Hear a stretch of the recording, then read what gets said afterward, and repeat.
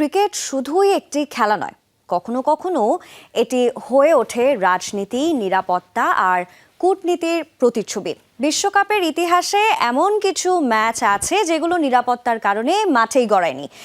কি ছিল সেই ম্যাচগুলো যদি একটু দেখতে চাই, 1996 সালের ক্রিকেট বিশ্বকাপে আয়োজক দেশ ছিল ভারত, পাকিস্তান ও শ্রীলঙ্কা।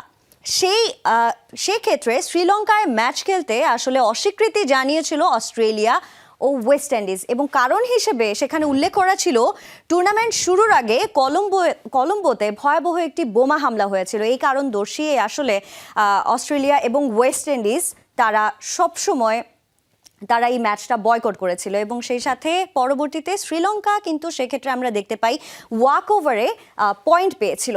এরপরে যদি আমরা দেখতে পাই যে আসলে 2003 ক্রিকেট বিশ্বকাপে কি হয়েছিল, 2003-এর ক্রিকেট বিশ্বকাপে আয়োজক দেশ ছিল দক্ষিণ আফ্রিকা, কেনিয়া ও জিম্বাবুয়ে। হারারেতে গ্রুপ পর্বের ম্যাচ খেলতে সেবার অস্বীকৃতি জানিয়েছিল ইংল্যান্ড, এবং সেক্ষেত্রে জিম্বাবুয়েতে রাজনৈতিক অস্থিরতা ও মানবাধিকার সংক্রান্ত উদ্বেগ প্রকাশ করে সেই ম্যাচটি খেলতে অস্বীকৃতি জানায়, এবং পরবর্তীতে আসলে ওয়াক ওভারে পয়েন্ট পায় আসলে ইংল্যান্ড।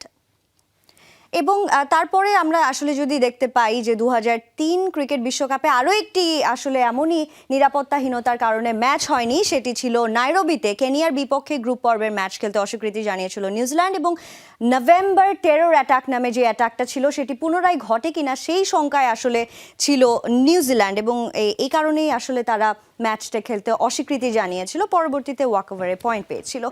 আর সেক্ষেত্রে এখন যদি আমাদের কাছে আসলে একটি প্রশ্ন দাঁড়িয়েছে, আসলে আইসিসি কি এরকমটা বাংলাদেশের জন্য শ্রীলঙ্কায় ম্যাচ খেলার বিষয়টা আসলে কতটুকু যুক্তিযুক্ত হিসেবে দেখবে, যেহেতু এর আগে আইসিসি এমনটা করেনি, এর নজির কিন্তু আসলে কোনোভাবেই নেই। এবার কি করবে আইসিসি সেটাই কিন্তু এখন দেখার বিষয়।